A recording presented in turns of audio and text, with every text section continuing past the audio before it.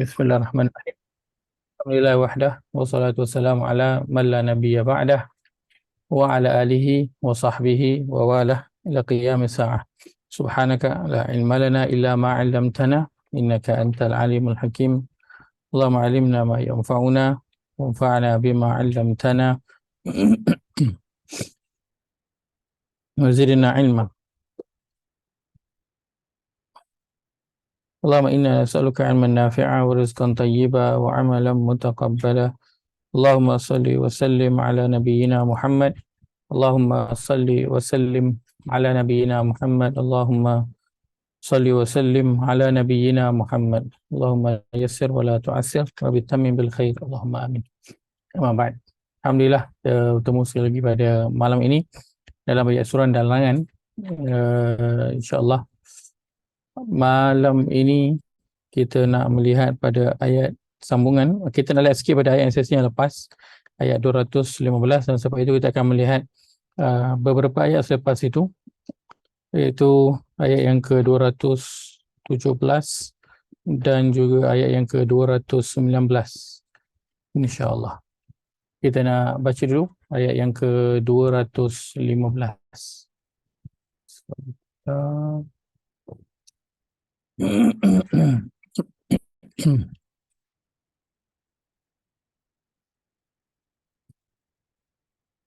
Pada halaman 33.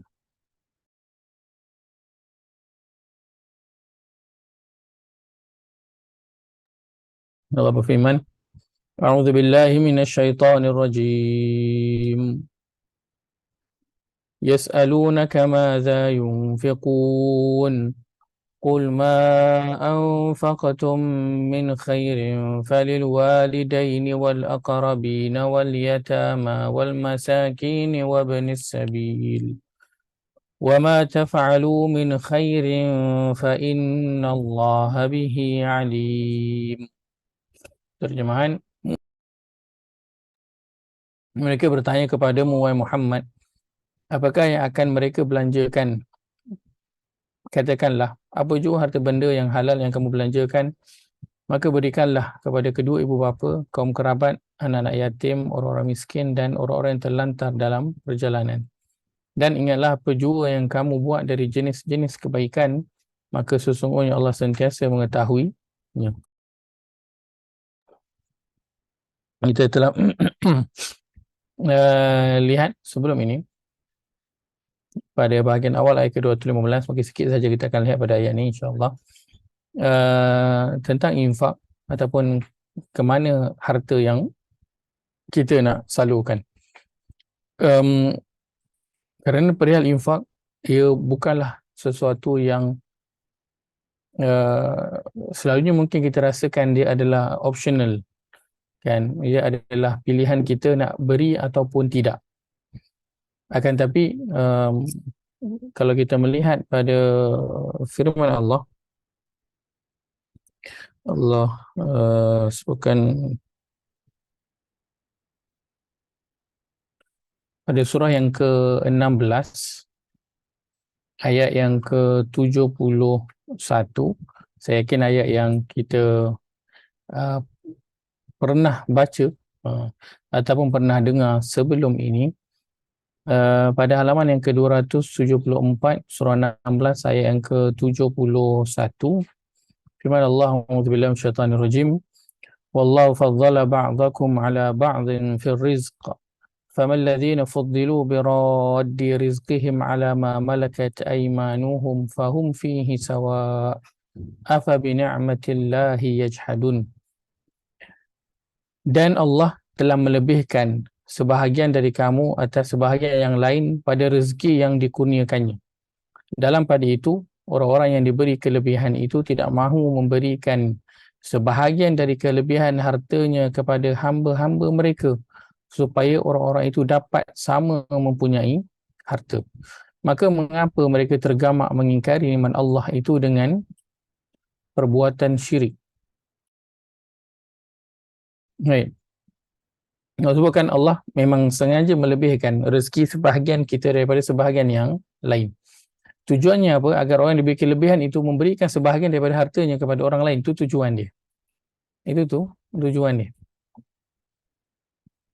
Maka orang yang tidak memberikan sebahagian hartanya kepada orang lain, Allah sebutkan di bawah ayat ini apa?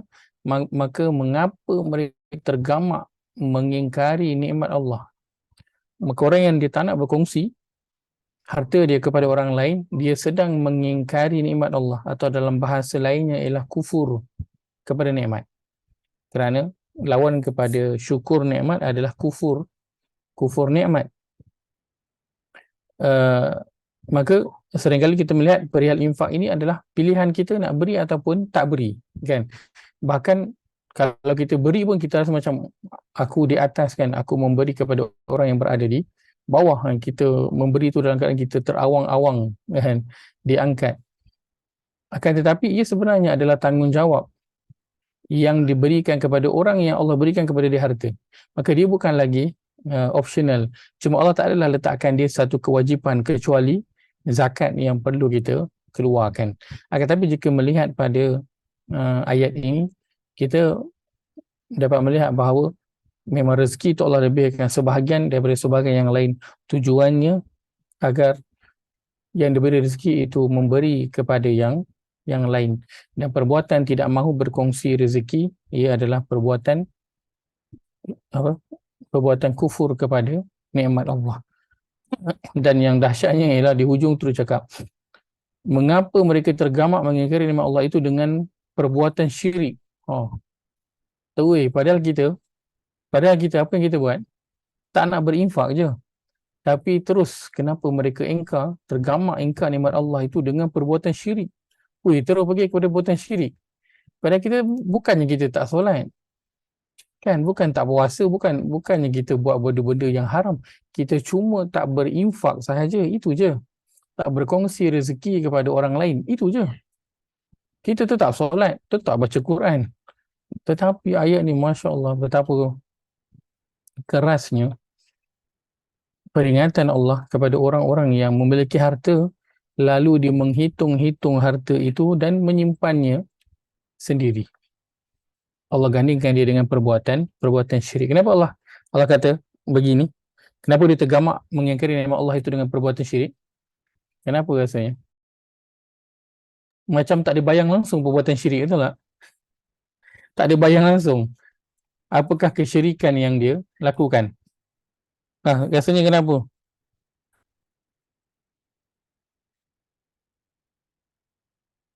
Rasanya kenapa? Orang yang dia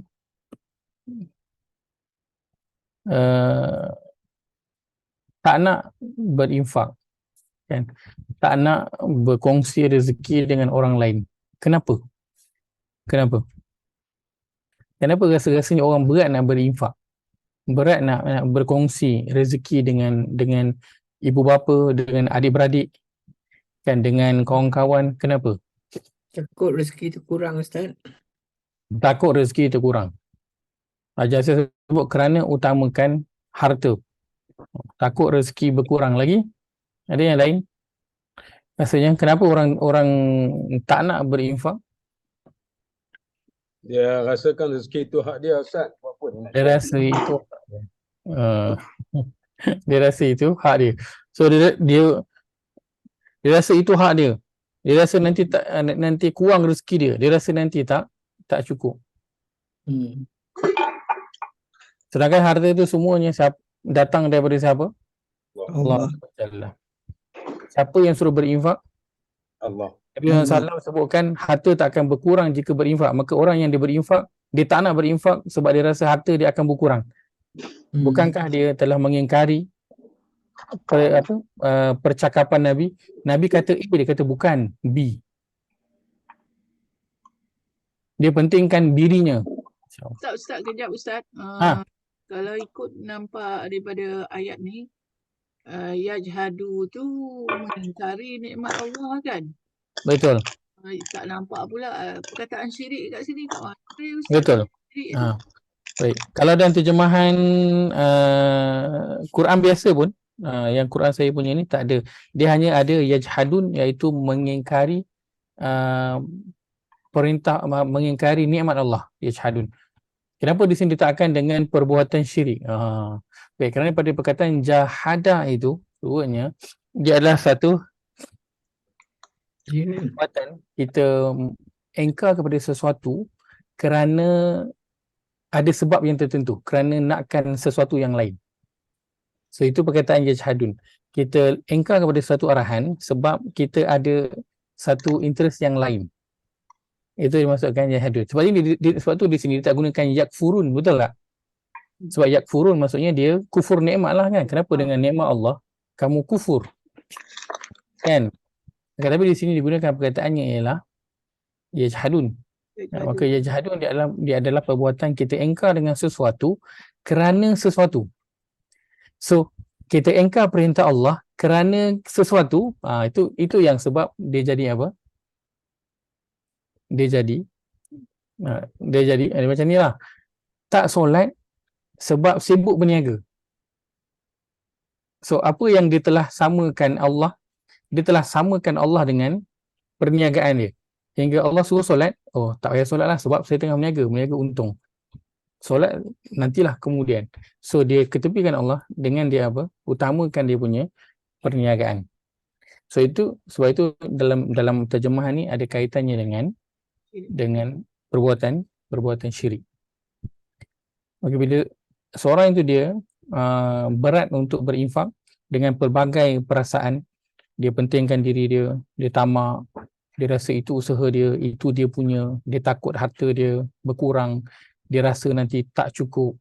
Maka dia semua itu sedang mengingkari apa? Mengingkari perkataan ataupun janji-janji Allah. Allah suruh berinfak, dia tak nak berinfak. Dia kata harta tak cukup. Allah kata kalau berinfak harta tak kurang. Berinfak tanda bersyukur, aku akan tambah bagi siapa yang bersyukur. So dia sedang mengingkari Allah punya perintah kerana dia ada personal interest dia yang dia nak jaga. Maka sebab itu berinfak dia Allah letakkan bentuknya, kita lihat dia bukanlah satu kewajipan, dia macam optional, akan tetapi ia sebenarnya adalah sesuatu yang perlu dilakukan kepada orang yang diberikan harta, orang yang diberikan kelebihan harta. Dan kita dah sebutkan infak dia memang dengan mainnya adalah dengan harta kan. Sebab itu terjemahan boleh letakkan apa jua harta benda, min khairin tu terjemah dengan harta benda. Ustaz, nak tanya Ustaz. Silakan. Tadi Ustaz mention apa tidak bersyukur, makna kaitan dengan kufur Ustaz. Betul. Dan kufur itu orang yang setiap yang kufur itu adalah syirik. Macam tu ke Ustaz? Baik. Orang yang kufur dalam agama dia ada satu namanya, kalau istilah Arab dia lah, istilah Arabnya dia adalah kufur mukhrijun anil millah. Satu lagi kufrun duna kufrin.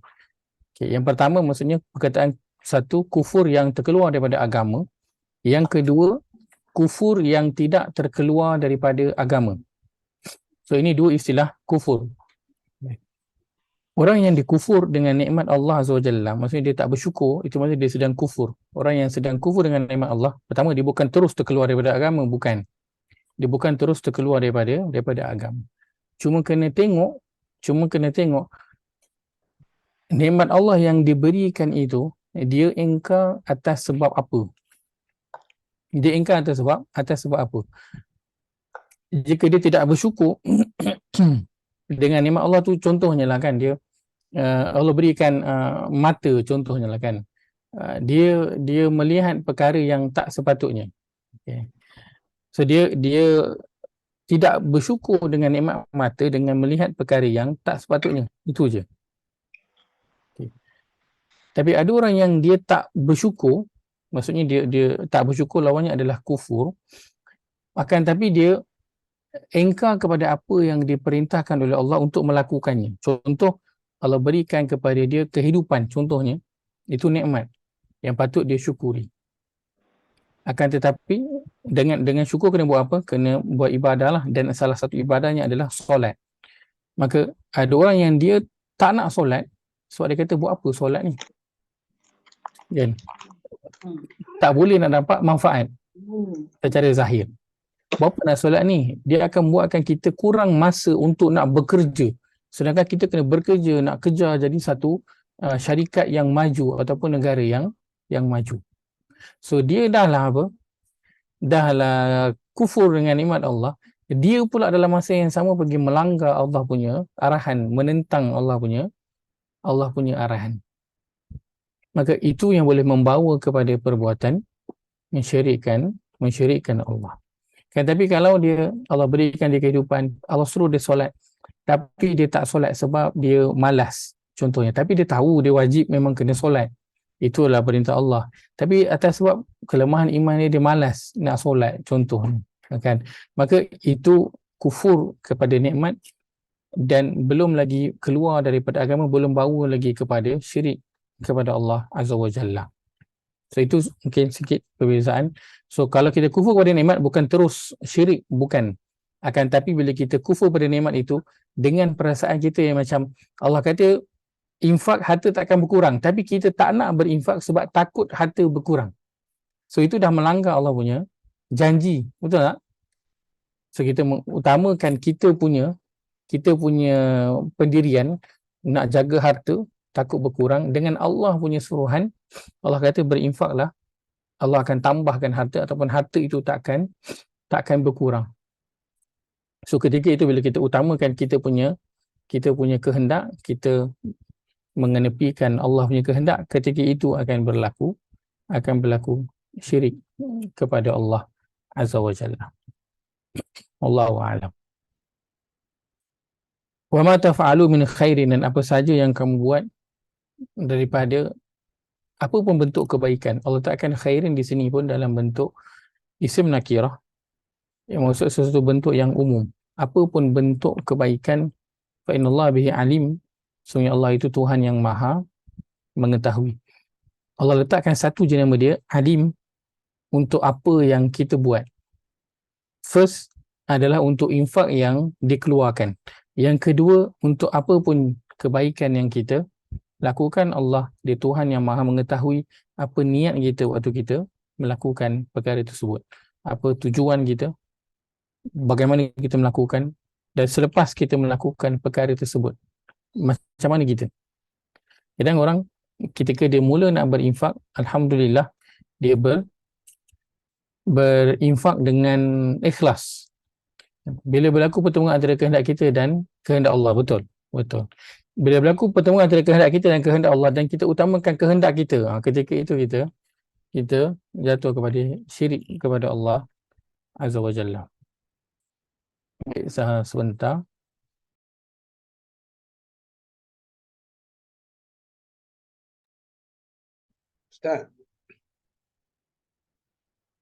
Ustaz. Baik, ya saya.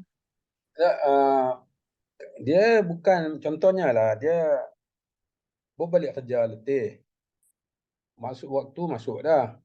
Dia bayang tu dia rasa macam dia nak kena makan dulu. Bukanlah kata dia sampai dia tinggal langsung.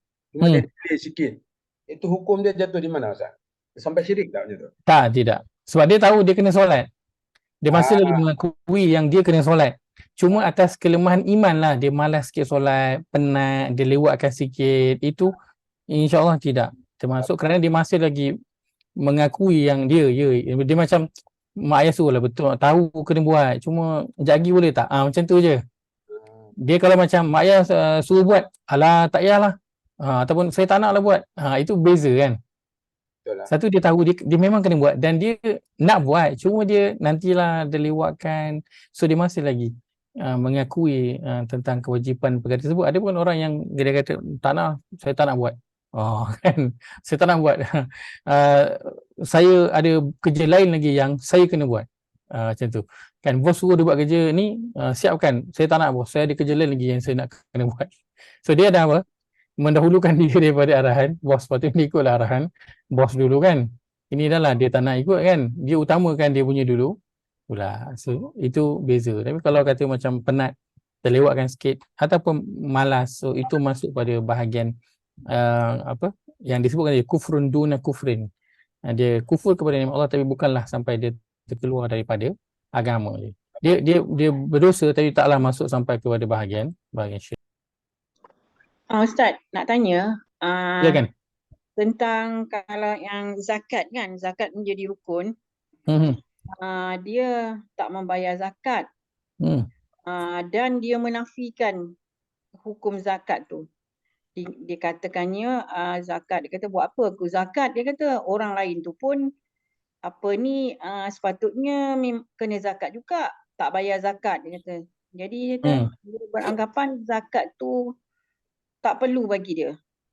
Yang tu dia menafikan Ustaz. Yang tu jatuh hukum syirik tak Ustaz? Ya, jika dia menafikan sebab itu dah masuk salah satu rukun agama lah. Samalah kalau dia menafikan solat, dia menafikan kena berpuasa pada bulan Ramadan, adalah sama menafikan salah satu rukun. Dia memang jelas keluar daripada agama. Terpaksa menyatakannya demikian kerana itulah hukumnya. Bukanlah kita nak orang kata nak keras sangat kan, sikit-sikit keluar, tak, tapi itu memang rukun agama. So bila itu memang kena strict lah pada bahagian itu. Baik, maka apa je yang kita buat? Fa innallaha bihi alim, satu saja sifat Allah yang Allah letakkan di sini, alimun, Tuhan yang sifatnya itu maha meluas pengetahuannya pada amalan yang kita buat. Tadi saya sebutkan, mungkin kita pada awal kita berinfak itu okey. Kita memang berinfak, nak berinfak dan kita ikhlas dalam berinfak itu. Akan tetapi ketika berinfak dan selepas daripada infak itu, syaitan tetap akan mengganggu kita untuk nak merosakkan amal yang tadi dah buat. Itulah yang akhirnya ada dalam surah Al-Baqarah, Allah sebutkan tentang infak kan. Allah kata jangan membatalkan infak kamu bil manni wal adha, dengan kamu menyebut-nyebut ataupun mengungkit-ungkit hingga menyakitkan hati orang yang diberikan infak itu. So dia bukan tak berinfak, dia berinfak dah. So yang merosakkan amalan dia adalah apa? Selepas daripada infak itu, bukan ketika dia berinfak. So selepas daripada infak itu pun Allah alimun, maha mengetahui bagaimana perasaan kita setelah daripada berinfak itu. Maka ibadah kita ada sebelum, semasa dan juga selepas, dan pada ketiga-tiga keadaan ini kita kena berjaga-jaga kerana syaitan kalau dia tak berjaya nak kacau sebelum kita buat ibadah, dia akan kacau semasa. Jika tak berjaya juga, dia akan kacau selepas daripada kita buat ibadah. Dan selepas buat ibadah juga cabarannya ada kan. Kadang kita dah solat jemaah contohnya kan, kita keluar daripada surau ataupun masjid ataupun solat dekat mall kan, kita solat dengan first punya jemaah, kita keluar dari situ kita nampak orang baru nak masuk surau masjid ataupun kita pun tengok, uish, dia orang ni lambat solat aku solat dengan first jemaah tau.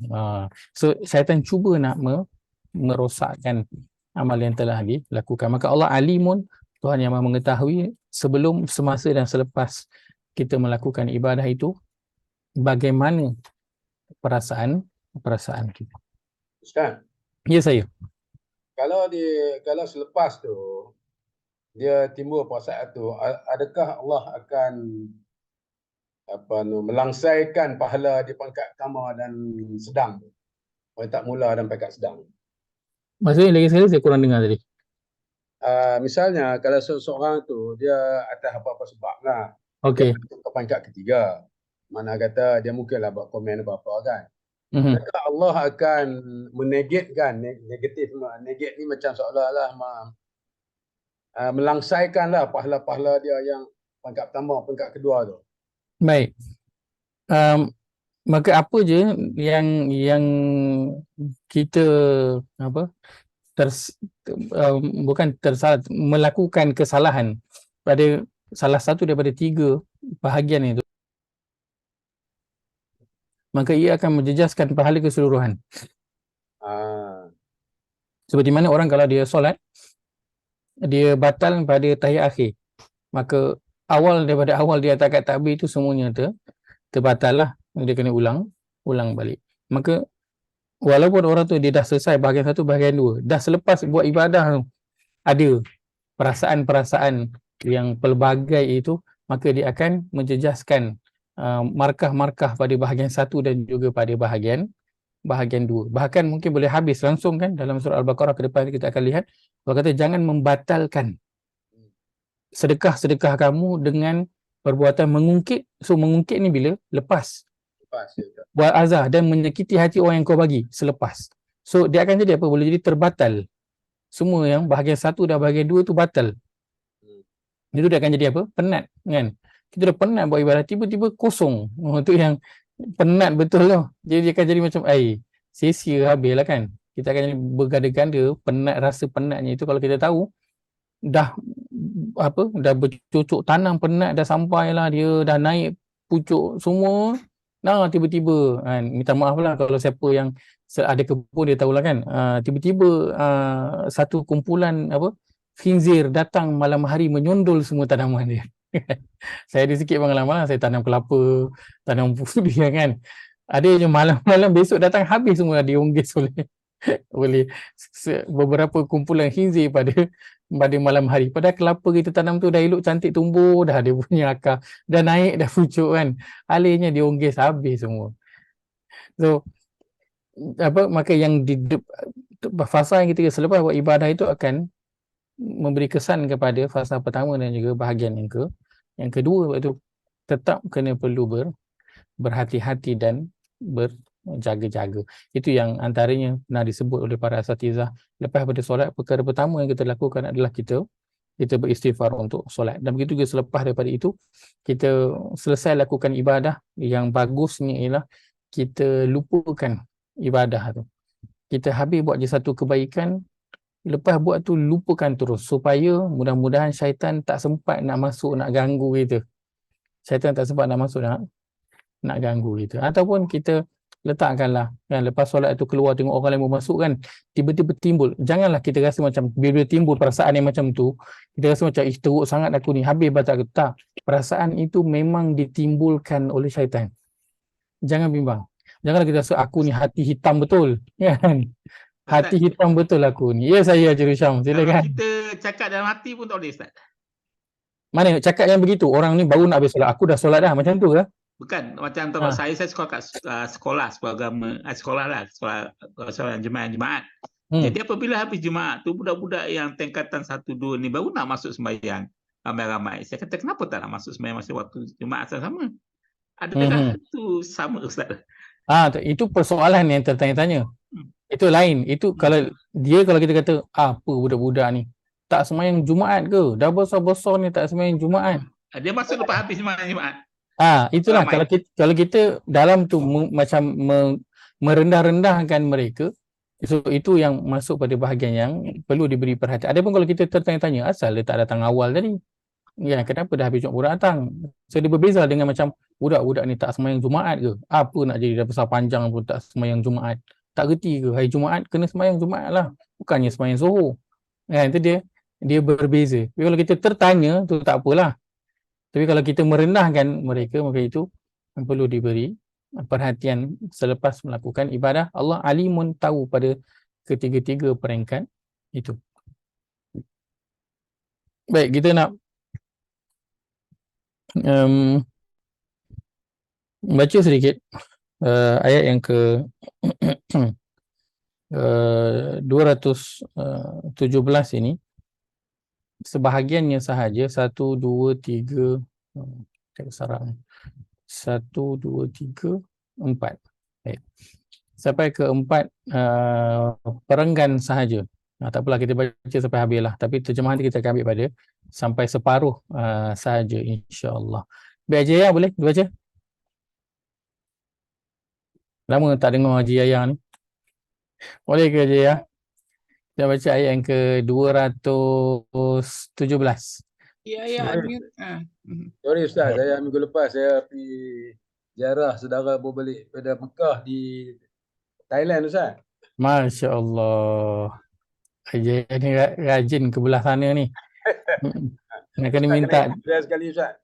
Ya, saya memasang impian untuk ke sana, nak berjalan ke sana. Boleh Ustaz, makan dia gila babi Ustaz. Satu hari nanti kena bawa lah.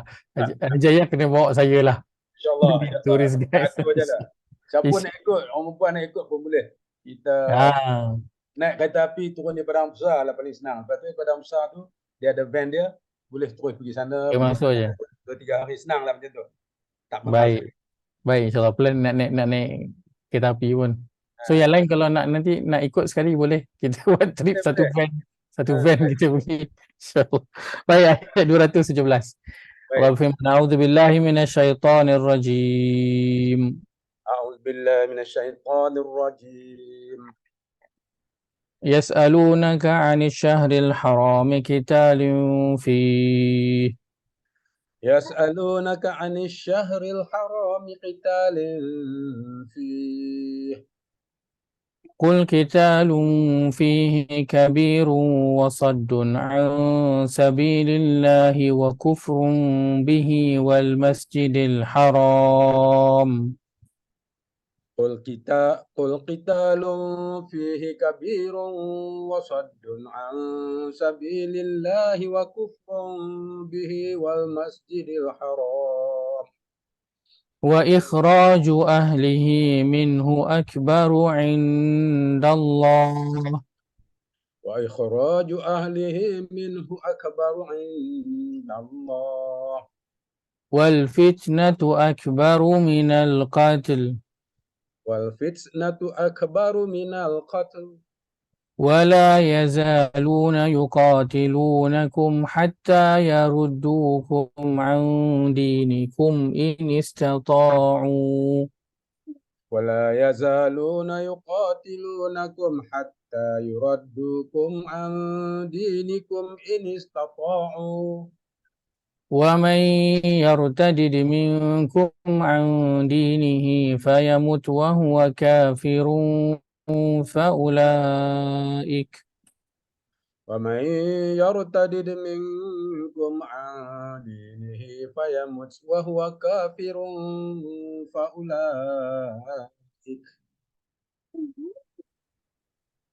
فأولئك حبطت أعمالهم في الدنيا والآخرة فأولئك حبطت أعمالهم في الدنيا والآخرة وأولئك أصحاب النار هم فيها خالدون وأولئك أصحاب النار هم فيها خالدون. Terjemahan. Mereka bertanya kepadamu, wahai Muhammad, mengenai hukum berperang dalam bulan yang dihormati. Katakanlah, peperangan dalam bulan itu adalah berdosa besar. Tetapi perbuatan menghalangi orang-orang Islam dari jalan Allah dan perbuatan kufur kepadanya dan juga perbuatan menyekat orang-orang Islam ke Masjidil Haram di Makkah serta mengusir penduduknya dari situ, semuanya itu adalah lebih besar lagi dosanya di sisi Allah. Dan ingatlah, angkara fitnah itu lebih besar dosanya daripada pembunuhan semasa perang dalam bulan yang dihormati. Dan mereka, yakni orang-orang kafir itu, sentiasa memerangi kamu hingga mereka mahu memalingkan kamu dari agama kamu kalau mereka sanggup melakukan yang demikian.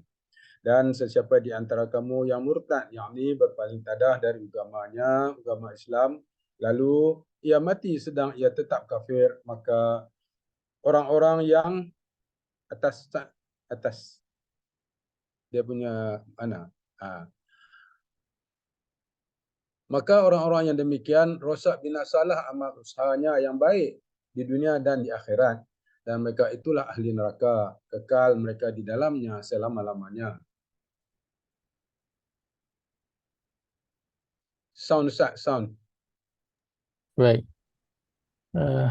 Sebagilah juga mulai ni.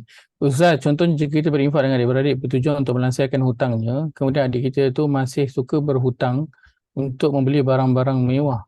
Kemudian kita marah dia, menasihatkan dan kita baru berbincang dengan adik-beradik lain. Adakah itu dianggap mengungkit, Ustaz, dan adakah infak kita itu dikira tidak mendapat apa-apa balasan? Baik. Kita dah tolong. Tapi mengulangi perkara yang sama, maka kita ada dua option. Yang pertama, untuk kita tolong lagi, dan Allah akan sisirkan pertolongan kita itu. Yang kedua, kita berhenti memberi bantuan kepada dia agar dia tidak terus melakukan perkara tersebut. Boleh. Dan kalau kita seperti disebut kalau dia tinzu, kalau kita panggil adik-adik lain untuk berbincang dan sebagainya, maka itu tidaklah masuk dalam bahagian mengungkit apa yang telah diberikan, kerana kita lakukan itu untuk kebaikan ataupun untuk memberi kesedaran kepada adik itu supaya tidak mengulangi perkara yang sama. Tapi begitulah, saya sebenarnya kalau bagi orang bertanya soalan ni, saya takut sebenarnya sebab saya sedang bercakap bagi agama yang bukan milik saya. Jadi saya bimbang saya tercakap satu perkara yang berlainan dengan apa yang Allah dan Rasul inginkan. Di mana pada bahagian yang saya boleh jawab, saya akan jawab. Mana yang tak, saya mohon izin untuk tidak menjawab. Baik. Mereka bertanya kepada wahai Muhammad mengenai hukum berperang dalam bulan yang dihormati, iaitu bulan haram yang 4, bulan yang kita sedang berada salah satu daripadanya, dan alhamdulillah kita berada pada 9 Muharram. Esok kita akan masuki pada lepas maghrib, esok kita dah masuk pada 10 Muharram yang kita akan sama-sama berpuasa insya-Allah. So siapa yang tak sempat, kami nak puasa Jumaat aja, boleh tak? Boleh je, tak ada masalah. Tak perlu pun untuk gandingkan puasa itu dengan hari Sabtu. Baik, latar belakang ayat ini sedikit ialah pada suatu ketika Nabi SAW meminta ada beberapa orang sahabat untuk menjaga di sempadan satu kawasan. Dan ketika menjaga di sempadan itu, sahabat ini terlihat orang kafir dalam keadaan yang mencurigakan. Maka berlakulah pergelutan dan akhirnya sahabat ini telah membunuh orang kafir tersebut. Lalu timbullah satu isu yang besar, iaitulah sahabat tersebut telah membunuh pada bulan haram, pada bulan haram, yang mana sebenarnya sahabat itu setelah Nabi bertabayun, sahabat itu menyangka bahawa telah memasuki masih lagi berada pada bulan halal. Kan kita bulan haram adalah apa? Zulkaidah, Zulhijjah, Muharram, dan satu lagi adalah bulan Rejab, kan? So ketika itu mereka berada pada bulan Jamadil Akhir, dan sahabat itu menyangka mereka masih lagi berada pada bulan Jamadil Akhir, belum lagi masuk Rejab, yang mana Rejab itu adalah bulan haram, tetapi rupa-rupanya telah memasuki bulan Rejab. Sebab waktu dulu dia bukanlah mudah seperti sekarang, kan, ada boleh tengok kalender kat handphone ke, ataupun ada pengumuman ke, tak, kan. So, sahabat itu telah tersalah sangka, maka dijadikanlah isu besar oleh orang-orang kafir bahawa orang Islam telah melakukan pembunuhan pada bulan haram. Maka turunlah ayat ini untuk menjelaskan situasi yang berlaku kepada sahabat tersebut, yang mana bila Nabi dah bertanya pun sahabat tu dia memang tersilap, dia ingat masih lagi pada bulan halal. Itu je. Allah sebutkan, mereka bertanya kepada Muhammad hukum berperang dalam bulan yang haram. Katakanlah peperangan dalam bulan haram itu adalah dosa besar. Maka Allah menyatakan kalau itu fakta, itulah Allah, kan, dia tidak berat sebelah, kan, dia bukannya backup orang Islam, tak. Kalau perbuatan tu salah, dia salahlah. Kalau memang dah dinyatakan berperang pada bulan haram itu adalah berdosa besar, maka dia tetap berdosa besar walau dilakukan oleh orang Islam sekalipun. Maka Allah terus kata berperang dalam bulan haram itu adalah dosa besar. Dia tak ada pusing-pusing. Sebab geng aku pun pusing-pusing, tak. Tetapi perbuatan menghalangi orang Islam dari jalan Allah dan perbuatan kufur kepadanya. So ada dua. Kalau kita tengok teks Arabnya. Pertama, sebentar.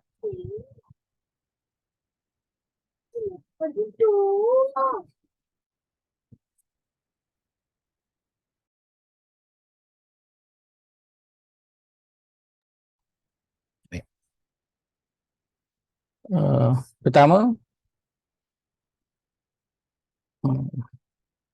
wa saddun an sabilillah wa kufrum bihi wa ikhraju alihi. So kita ada yang pertama, dia menghalangi orang daripada jalan Allah. Yang kedua, kufur kepada Allah. Yang ketiga, perbuatan menyekat orang Islam ke Masjidil Haram dan mengusir.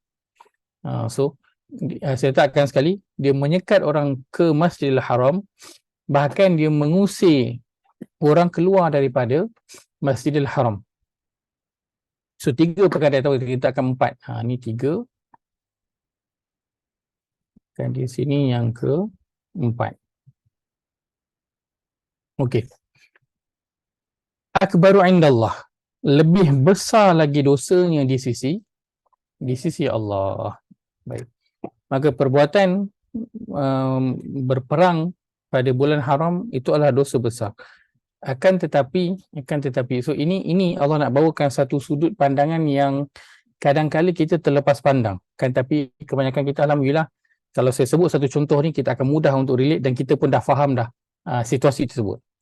Yang Allah nak nyatakan sini, berperang pada bulan haram adalah dosa besar. Akan tetapi perbuatan menghalang orang lain daripada jalan Allah, kufur kepada Allah, menghalang orang daripada Masjidil Haram dan juga mengusir orang daripada Masjidil Haram. 4 perkara ini dosanya adalah lebih besar di sisi Allah daripada berperang pada bulan haram. Contohnya begini. Kadang ada satu suruhan daripada Allah Azza wa Jalla. So kalau Allah suruh kena buat ke tak buat? Kena buat. Akan tetapi ada satu perbuatan yang lain, bila dilakukan, dia bukanlah kita menidakkan suruhan Allah itu, akan tetapi arahan itu adalah lebih utama untuk diikuti. Contoh, bila kita melakukan umrah, salah satu daripadanya ialah kita akan mencium Hajar Aswad. So ia adalah perbuatan Nabi SAW yang dimasukkan dalam perkara yang dilakukan ketika melakukan tawaf dalam umrah ataupun dalam haji. Baik. So perbuatan Nabi Nabi buat itu sebab Allah suruh lah. So suruhan Allah adalah mencium Hajar Aswad. Kena ikut arahan Allah, kena ikut. Tapi perbuatan orang mencium Hajar Aswad dengan dengan mencederakan orang lain, mana yang lebih utama untuk diikuti? Kita cium Hajar Aswad sampai orang lain tercedera, orang lain tersepit, orang lain sakit, kena tolak semua orang tu.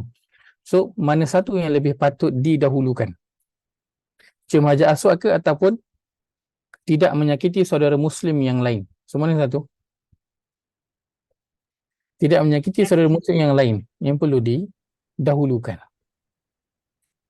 So orang fokus nak buat satu ibadah, kena cium Hajar Aswad, tapi dalam nak buat ibadah tu dia telah membuat dosa-dosa yang lain, yang mana perkara itu lebih patut diutamakan. Kerana mencium Hajar Aswad dia bukan rukun kan dalam nak melakukan umrah ataupun haji. Tetapi menyakiti ataupun tidak menyakiti saudara muslim yang lain itu adalah perkara yang wajib. Dosa tak kalau kita menyakiti saudara muslim kita yang lain? Dosa besar. Nabi SAW sebutkan al-muslimu man salima al-muslimuna min lisanihi wa yadihi. Seorang muslim itu adalah orang muslim yang lain selamat daripada gangguan lidah dan juga tangan dia. So itu orang muslim. Maknanya kalau orang lain tak selamat daripada gangguan lidah dan tangannya, dia tu orang muslim ke tak? Dia bukan orang muslim. Sebesar kita menyakiti orang, saudara muslim kita yang lain, maka itu lebih patut diutamakan. Itu wajib. Nak cium Hajar Aswad dia adalah hanya sunnah saja, hanya sunat saja. Dia bukan dalam rukun. Maka perlu utamakan yang itu dulu. Soal sama Allah nak bawakan gambaran di sini. Arahan Allah adalah haram berperang pada bulan haram, 4 bulan haram itu. Akan tetapi kalau orang tu dia tak perang 4 bulan haram ni, dia jaga. Dia tak berperang, tak bunuh, tak merompak, tak sakitkan orang, semua dia jaga. Akan tetapi dia halang orang daripada nak beribadah. Dia halang orang daripada Masjidil Haram. Dia halang orang nak solat. Dia halang orang nak belajar tentang agama Islam. Nak kenal agama Islam, nak jumpa Nabi Muhammad, nak jumpa sahabat, dia halang. Dia usir. orang keluar daripada Masjidil Haram. Mana yang lebih besar kesalahan dia? Sudah tentu yang 4 ni. Maka Quraisy melihat perbuatan mereka patuh kepada perbuatan mereka menghormati 4 bulan haram itu adalah sesuatu yang besar, akan tapi dia tak nampak perbuatan mereka yang kufur kepada Allah itu adalah jauh lebih besar daripada buatan dia. Dia menjaga dirinya untuk tidak berperang pada bulan haram. Maka peringatan untuk kita bersama-sama sebagai satu bentuk ini apa? Peringatan Allah daripada ayat ke-217 ini ialah kadang-kadang kita fokus untuk melakukan sesuatu ibadah, akan tapi kita terlupa kewajipan kita yang lain. Kita betul ada ibadah yang perlu kita lakukan, akan tapi kita ada tak kewajipan pada ahli keluarga kita? Ada. Kita ada tak kewajipan pada diri kita sendiri? Kita ada tak kewajipan kita kepada orang lain? Ada. Yang perlu kita langsaikan. Ustaz, saya ada nak kemuskilan. Silakan. Selalunya di masjid ni dia ada kita nak naik anak tangga nak masuk ke masjid tu, dia ada tempat, mungkin ada anak tangga yang pertama dia kata sila tangga kasut anda di sini. Jadi ada lagi satu anak tangga yang kita kena naik baru kita boleh masuk masjid. Tapi setengah daripada jemaah ni bila dia dah pakai kasut, Ustaz, dia tak nampak dah ni dia punya tanda tadi. Tinggal kasut di sini itu sebab apa? Dia terus akan naik pergi ke atas, menyebabkan tempat atas yang bersih itu akan jadi kotor sebab tapak kasut musim hujan apa segala-galanya. Jadi sepatutnya dia tinggallah di bawah ataupun dia angkat letak atas rak tu. Tapi dia masih buat macam tu juga. Apa hukum dia ni kalau orang yang belakang tu tadi naik pergi jejak tapak kaki dia ke apa tapak kasut dia tu. Jadi saya kadang-kadang saya muskil, Ustaz. Dia kenapa dia tak faham ke tak baca benda tu. Tapi dia buat satu, kalau kita pergi subuh tu penuh atas tempat tu tapak kasut. Macam mana kita nak buat ni, Ustaz? Hukum dia tu jatuh macam mana, Ustaz? Kalau dalam istilah Arab dia jadi al-islamu la islamalah. Orang Islam yang tak ada Islam pada diri dia.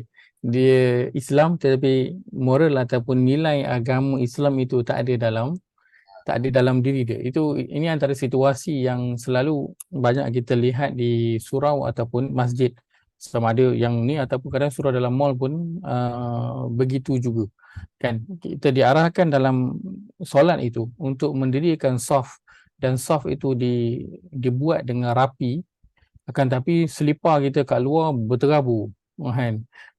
Berterabu. Maka kalau berdasarkan pada soalan Jaya tadi macam mana? Baik. Dia tak adalah sampai masuk pada bahagian haram ataupun dosa besar, kecuali jika berlaku beberapa perkara. Jika yang begitu, umumnya ia menyebabkan orang lain rasa tak selesa, betul tak? Sebab kita buka kat bawah, dia buka kat atas. So kita terpijaklah pasir-pasir itu semua kaki kita. Kalau kita tak rasa tak selesa, maka kita buat orang lain rasa tak selesa, itu perbuatan yang salah. Itu perbuatan yang salah. Kalau nak sebutkan daripada sudut dosa, maka dia mungkin masuk pada bahagian dosa yang kecil kerana kita membuat orang lain rasa tak selesa. Membuat orang lain rasa tak selesa. Sedangkan peringatan dah diletakkan buka selipar di bawah. Itu yang pertama. Jika dia letak selipar di atas, ada orang naik, yang selalu pergi surau masjid, kadang orang dah tua, kan? Orang dah berumur sikit, pegang railing nak naik atas tu, terpijak dia punya selipar. Dan selalunya orang kalau dah berumur, dia punya diri tu kadang tak balance.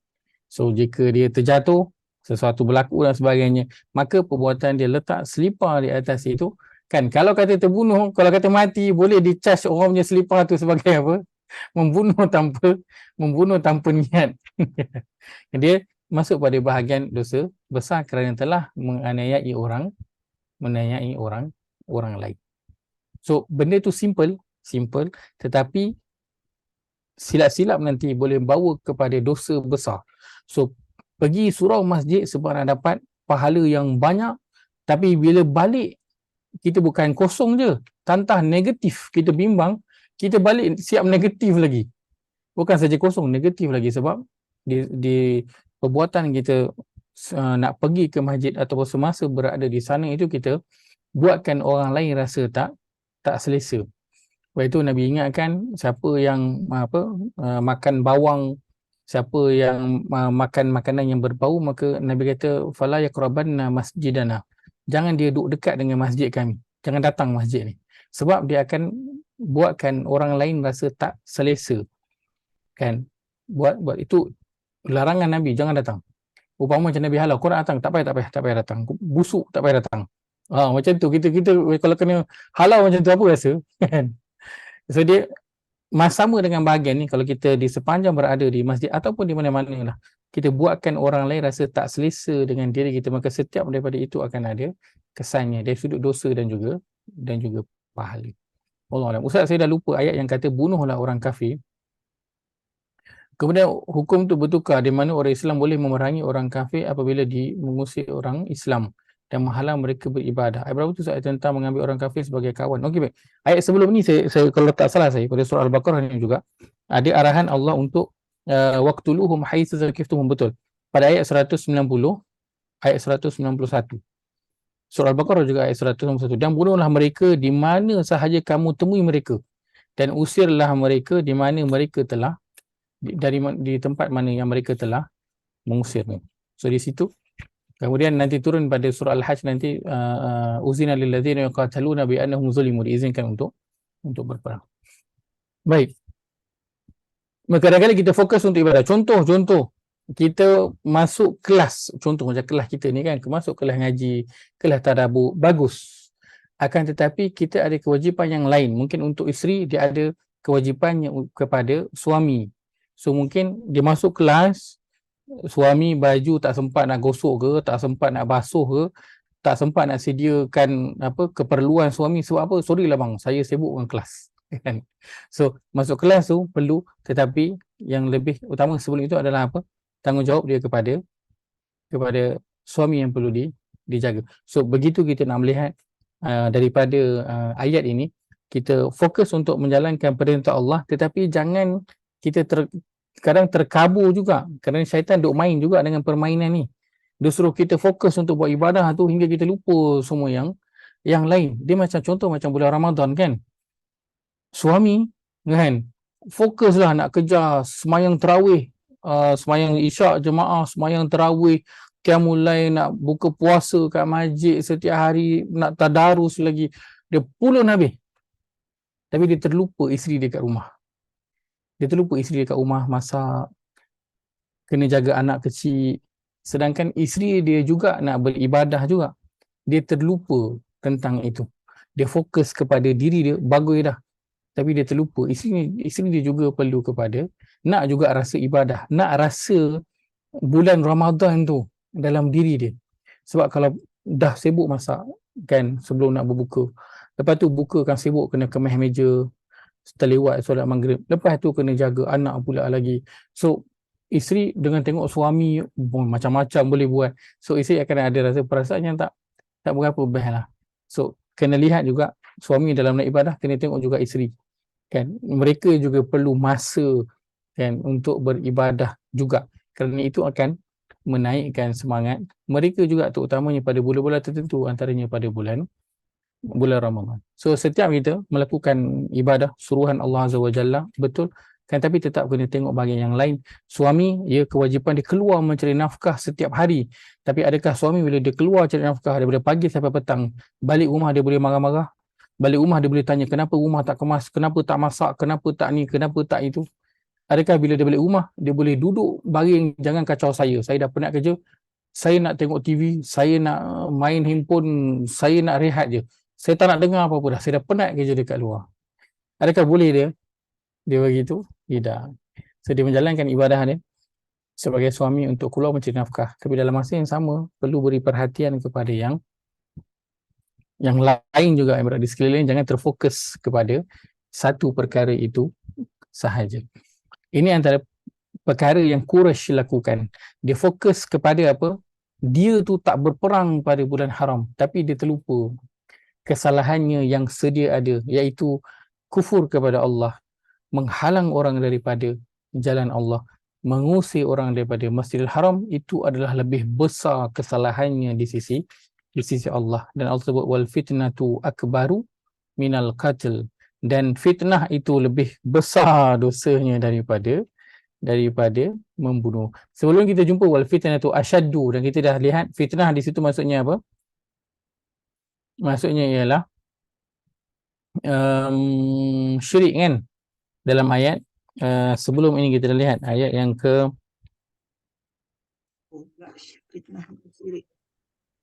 wal fitnatu asyaddu minal qatl, ayat berapa tu? Saya pun terlupa dah.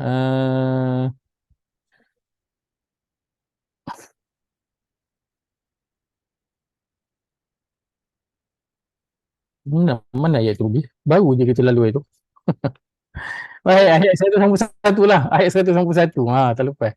Ayat 191. So di sana maksudnya wal fitnatu asyaddu minal qatl, syirik itu dosanya adalah lebih besar daripada membunuh, dan di sini wal fitnatu asyaddu, akbaru minal qatl. Dan di sini juga maknanya adalah apa? Sama juga, kesyirikan itu adalah lebih besar daripada apa? Daripada membunuh juga. Sebab apa yang dilakukan oleh Quraisy, mereka wasaddun an sabilillah, mereka, dia bukannya dia itu terpesong daripada jalan Allah, bukan. Saddun an sabilillah maksudnya dia halang orang lain. Bukan dia menghalang diri dia halang orang lain. Dia dah memang tak nak dah mengikut apa yang Allah perintahkan, itu beriman kepada Allah. Dia halang pula orang lain yang nak beriman kepada Allah, yang nak dengar daripada Nabi Muhammad, dia halang. Kemudian dia kufur kepada Allah Azza wa Jalla dalam masa yang sama. Kemudian dia halang orang untuk ke Masjidil Haram dan mengusir orang daripada situ. Maka kesyirikan yang dilakukan itu adalah lebih besar daripada membunuh. Walaupun membunuh tu nampak besar dah, kalau kita highlight kepada bunuh je, teruk dah perbuatan bunuh orang tu. Dah teruk dah. Tapi rupa-rupanya ada yang lebih besar daripada itu di sisi Allah, iaitulah apa? Kesyirikan. Tapi bukan bermakna boleh main suka-suka bunuh orang, bukan. Kan, tapi Allah nak bagi tahu kan, jangan, bila kita nak melihat sesuatu, kita kena lihat the whole picture. Jangan hanya fokus kepada satu je, lepas tu kita buat conclusion. Bukan.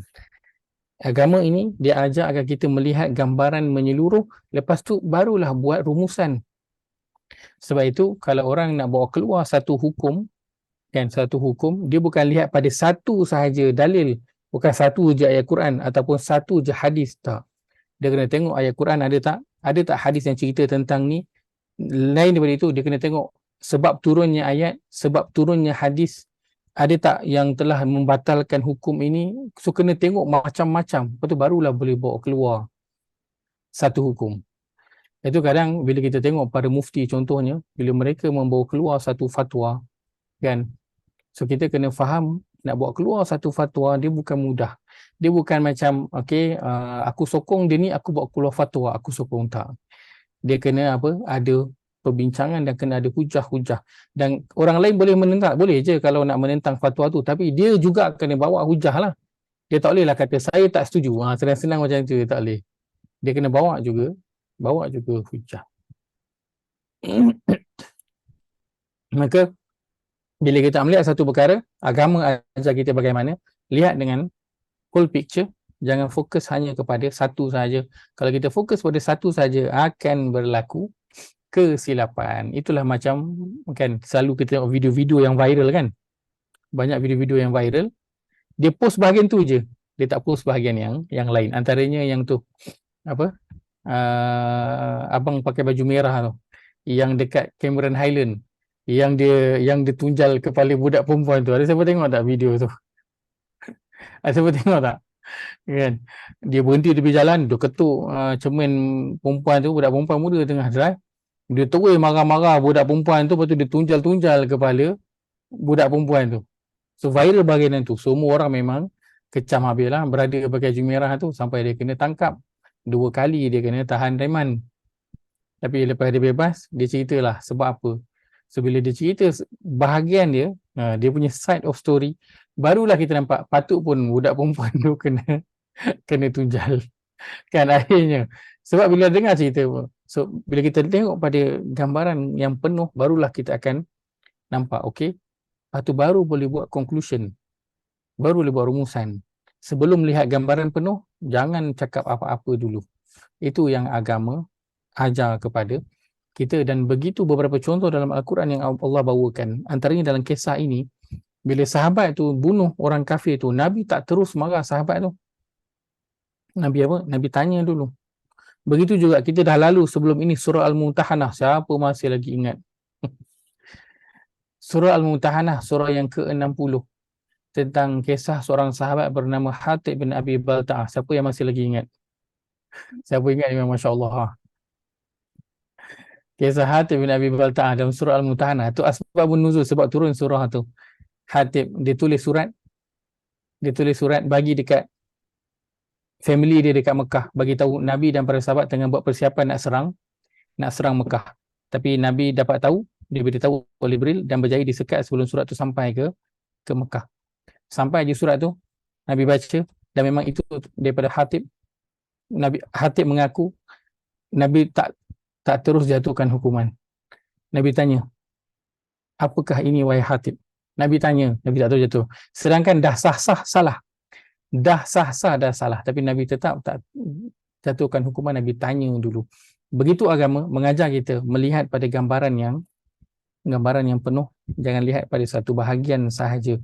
Kalau Nabi tengok ni pada satu bahagian, sahabat itu mungkin dikenakan hukum qisas, mungkin kerana membunuh, tetapi rupa-rupanya tidak ada kisah di sebaliknya. Dan pelajaran lain yang Allah nak bawakan ialah melihat kepada gambaran penuh dalam sesuatu perkara itu. Maka kita ambil sebahagian saja ayat yang ke-217 ini. Pertama saya ambil kesimpulannya, yang pertama ialah suruhan Allah Azza wa Jalla untuk apa? Untuk semak atau melihat satu perkara dengan gambaran yang penuh. Melihat sesuatu dengan gambaran yang penuh. Yang kedua, suruhan daripada Allah Azza wa Jalla agar apa? Agar fokus menjalankan suruhannya, dan dalam masa yang sama perhatikan kepada perkara-perkara yang lain dalam menjalankan ibadah tersebut. Kalau susah nak ingat aja poin cium Hajar Aswad. Jangan fokus sangat. Kita kena fokus jalanlah. So kita kena cium Hajar Aswad, tapi jangan fokus pada itu sahaja. Perhati juga kepada yang sekeliling. Dalam kita nak menjalankan ibadah, mencium Hajar Aswad itu, jangan sampai kita menyiku dan menumbuk muka orang lain, menyakiti orang lain. Jika itu yang terpaksa dilakukan, maka janganlah buat. Tak payahlah pergi cium Hajar Aswad itu. Maka kita fokus buat ibadah yang Allah suruh, tapi jangan abaikan tanggungjawab kita yang lain yang berada di sekeliling itu, kerana syaitan suka membiarkan kita syok dalam melakukan satu ibadah. Syaitan akan waktu ni syaitan akan bagi galakan, buat, tapi rupa-rupanya syaitan sedang menjadikan kita mengabaikan tanggungjawab yang lain yang berada di sekeliling kita. Maka ini dua suruhan yang kita ambil daripada ayat yang ke-217 ini, insya-Allah. Kesan melarang orang solat, ayat 9 dan 10 surah Al-Alaq. Kenapa Allah tanya apa pendapat? Baik, ayatnya adalah